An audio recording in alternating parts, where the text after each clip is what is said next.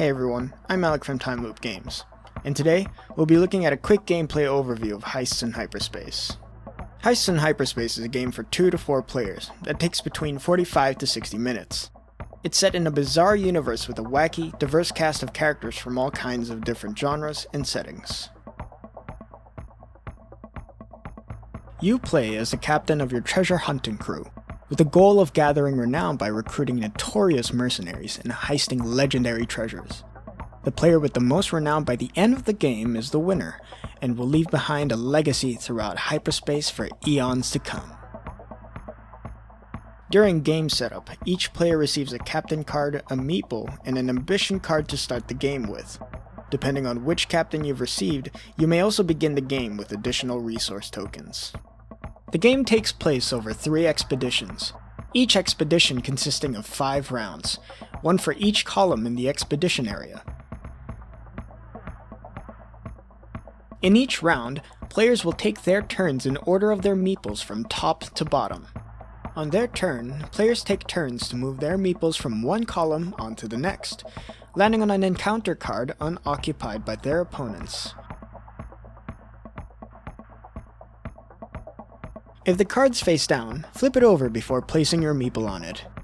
If there's a token on the card, you get to keep it. Resolve the effects of the encounter you're facing. If there's a dice symbol on the top right of the card, first roll the heist die before resolving the encounter.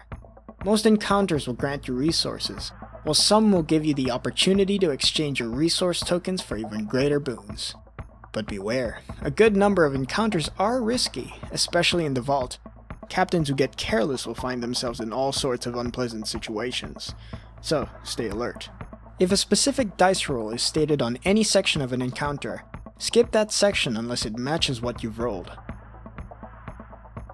When you and your crew have made it to the vaults, that's where the real action begins.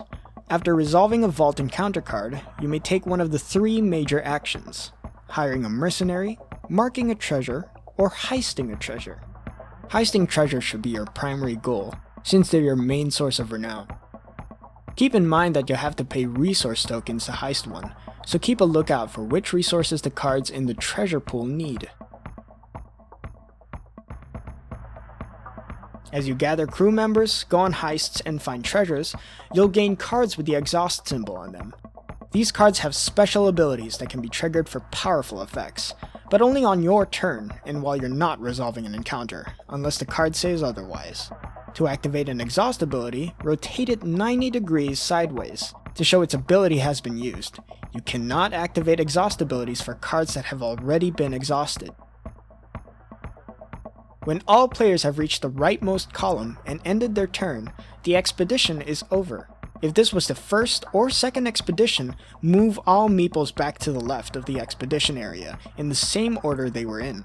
All players recover any exhausted cards they own. Then, set up the next expedition and prepare for your heist. If this was the third expedition, the game has ended.